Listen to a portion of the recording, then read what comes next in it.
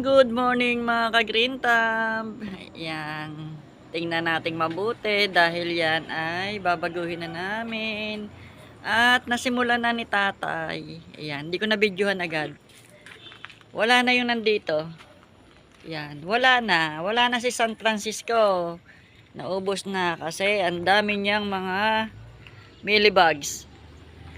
Ang dami niyang mga millibugs, mga aphids. Ang tawag dyan, ang tawag sa Tagalog?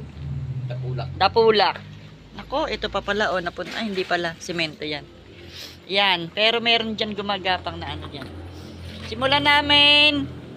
Ngayon, maglilinis kami. Ngayon ay, ano petsa ngayon?